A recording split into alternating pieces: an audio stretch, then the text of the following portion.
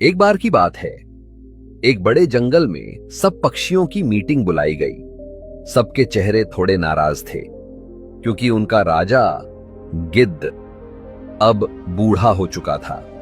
वो ज्यादातर पेड़ पर उल्टा लटककर सोते रहते थे, ना उड़ते थे, ना किसी की मदद करते थे।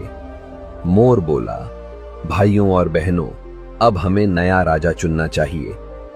गौरैया बोली, सही कहा, हमारे राजा तो अब उड़ भी नहीं पाते। तोता बोला, हां, खतरा आने पर ये तो बस कहते हैं, मैं बाद में आता हूं। सभी पक्षी हंसने लगे।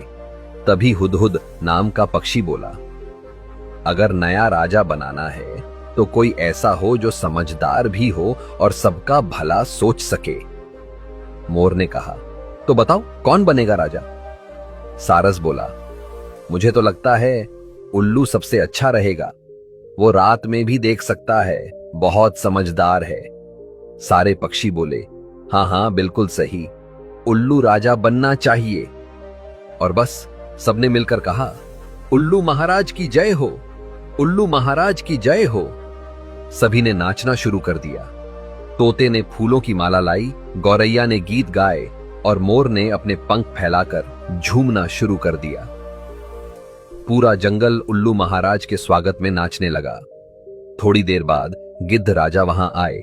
उन्होंने देखा कि सब उल्लू की जय जयकार कर रहे हैं। उन्होंने पूछा, अरे ये सब क्या हो रहा है? मोर बोला, राजा जी, हमने नया राजा चुन लिया है। उल्लू महाराज, गिद्ध बोले, मगर मुझसे तो किसी ने पूछा भी नहीं। सारे पक्षी चुप हो गए। गिद्ध ने उदास होकर कहा, ठीक है, अब मैं चला। और धीरे धीरे उड़ गए। रात हुई और तभी जंगल में भयानक तूफान आ गया। पेड़ गिर गए, घोंसले टूट गए और सब पक्षी डर के मारे भागने लगे।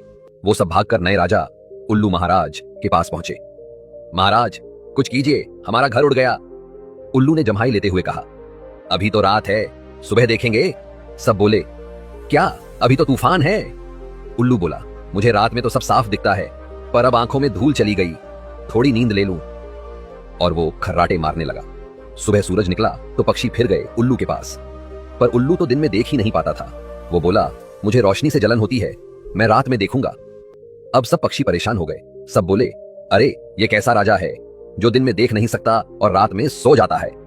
सबको अपनी गलती समझ आ गई। सभी ने कहा, हमें पुराना गिद्ध राजा ही सही था। भले ही वो बूढ़ा था, लेकिन जरूरत पड़ने पर मदद करता था। उस दिन सबको एक बात समझ आई, हर नया दिखने वाला अच्छा नहीं होता। कभी कभी पुराना ही सच्चा और भरोसेमंद होता है। कहानी की सीख, किसी को सिर्फ उसकी बातों या दिखावे से मत परखो, देखो वो काम कैसे करता है। क्योंकि असली समझदारी हमेशा काम से दिखती है, बातों से नहीं।